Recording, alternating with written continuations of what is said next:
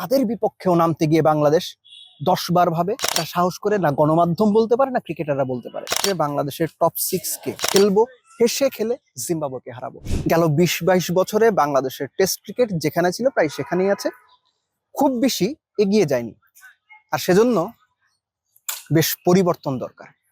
জিম্বাবুয়ের বিপক্ষে টেস্ট ম্যাচের আগে ক্যাপ্টেন নাজমুল হোসেন শান্ত যখন এভাবে বলেন, তখন বাংলাদেশের টেস্ট সংস্কৃতি নিয়ে প্রশ্ন তোলার অনেক বড় সুযোগ তৈরি হয়। প্রশ্ন তোলার সময় আছে, তবে জিম্বাবুয়ে ম্যাচের আগেই প্রশ্নগুলো না তুলছি। কিন্তু শান্তর কথাটা সবার মনে রাখা জরুরি। যেটা মনে রাখা আরো বেশি জরুরি, ম্যাচ শুরুর 48 ঘন্টা আগে ফিল সিমন্স দ্য কোচ, প্রচন্ড গরম, তিনি স্পিন সহায়ক উইকেট না, বরং স্পোর্টিং উইকেটে বাংলাদেশ জিম্বাবুয়ে টেস্ট সিরিজটা খেলা হোক, এরকম একটা কথা বলেছেন। এটা একটা স্পষ্ট মেসেজ যে গ্লোবাল কনটেক্সটে আপনি যখন বড় দল হতে চাইবেন, তখন আপনাকে ভালো উইকেটে খেলতে হবে। শুধুমাত্র নিজের দেশের কন্ডিশনের সুবিধা নিয়ে স্পিন সহায়ক উইকেট বানিয়ে 1 পেসার খেলিয়ে 4 স্পিনার নামিয়ে দিয়ে ফল পাওয়া বাংলাদেশ পেয়েছেও, কিন্তু লং রানে সেটা কতটুকু কাজে লাগে?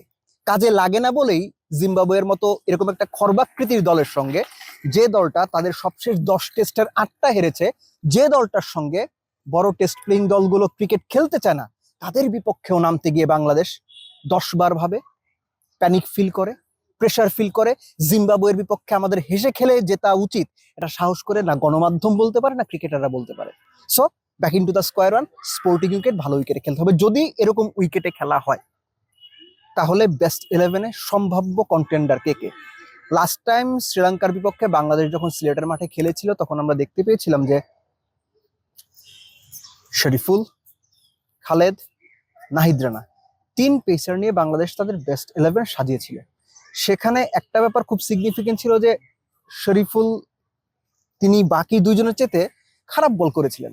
নাহিদ রানা, যাকে নিয়ে অনেক রকম কথাবার্তা হচ্ছে, সেই নাহিদ রানা 2 ইনিংসে 5 উইকেট পেয়েছিলেন, খালেদ 3 উইকেট পেয়েছিলেন। এখন উল্টো করে যদি আমরা হিসেব করি, নাহিদ রানা নিশ্চিত বেস্ট 11-এ, এবং তার সঙ্গে হাসান মাহমুদও মোটামুটি নিশ্চিত। থার্ড সিমারকে, অনেকে হয়তো খালেদের কথা বলবেন, এর আগে এই মাঠে খেলেছেন, অভিজ্ঞতা রয়েছে এবং হোম গ্রোন বয়, সিলেটে খেলা, খালেদ সিলেটের মানুষ। কিন্তু কেন যেন মনে হচ্ছে ওই জায়গাটাতে ব্যাটিং পয়েন্ট অফ ভিউ থেকে একটু বেটার ব্যাটসম্যানশিপের কারণে তানজিম সাকিবকে যদি খেলিয়ে দেওয়া হয়, সারপ্রাইজ হওয়ার কিছু থাকবে না। সেকেন্ড থিংটা হচ্ছে যে তাইজুল, তার থাকাটা অবধারিত, এবং 3 পেসার তাইজুলের সঙ্গে নাম্বার 7-এ মিরাজ। এই যদি হয় লাইন আপ, সেই ক্ষেত্রে বাংলাদেশের টপ 6 কে, এখানেই হচ্ছে সবচেয়ে বড় চিন্তার জায়গাটা তৈরি হয়। চিন্তার জায়গাটা এই কারণে তৈরি হয় যে বাংলাদেশের টপ অর্ডারের ব্যাটিং ফর্ম এতটাই খারাপ যে আপনি সাদমানকে খেলাবেন, জাকিরকে খেলাবেন, নাকি জয়কে খেলাবেন, কাকে খেলাবেন? এই চিন্তাটা টিম ম্যানেজমেন্ট, কোচ, ক্যাপ্টেন সবার জন্য অনেক বড় একটা চাপ হয়ে দেখা দেয়। আপনি যদি তর্কের খাতিরে ধরে নেন যে সাদমানের সঙ্গে জয় ওপেন করবেন, নাম্বার 3-তে ডেফিনেটলি নাজমুল হোসেন শান্ত ক্যাপ্টেন, এবং 4-5 এই জায়গাটা বাংলাদেশ জিম্বাবুয়ের বিপক্ষে কতটুকু ভালো করবে সেটা অনেকটাই নিশ্চিত করে দেবে। কেন আমি কথাটা বলছি?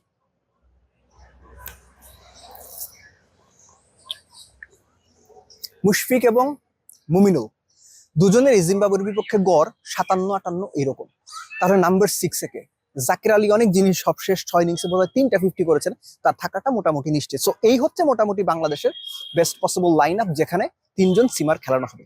বাট অ্যাবাভ এভরিথিং, আপনি বেস্ট 11 যেভাবেই গঠন করেন, যাকেই রাখেন, জিম্বাবুয়ের মতো দলের বিপক্ষে, জিম্বাবুয়ের মতো খর্বাকৃতি দলের বিপক্ষে বছরের প্রথম টেস্ট যখন আপনি খেলতে নামেন বা নামবেন, ওই মাইন্ড সেট আপ থাকাটা খুব ইম্পর্টেন্ট যে আমরা মাঠে নামবো, খেলবো, হেসে খেলে জিম্বাবুয়েকে হারাবো। সেটা যদি বাংলাদেশ করতে পারে, সেটাই হবে বাংলাদেশের সাকসেস। শুধু টেস্ট সিরিজ কিংবা টেস্ট ম্যাচ জেতা না, জিম্বাবুয়েকে বলে কয়ে দুমড়ে মুচড়ে দিয়ে হারাতে হবে। কিন্তু এই জিম্বাবুয়ের বিপক্ষেও যদি বাংলাদেশের এই ব্যাটিং লাইন আপ বা এই টিম ধুকে প্রেসারে পড়ে এবং মনে হয় ম্যাচটা কিংবা টেস্ট সিরিজটা হেরে যাচ্ছে, সেটা কিন্তু বাংলাদেশ ক্রিকেটের জন্য সত্যিকার অর্থেই দুঃখজনক হবে।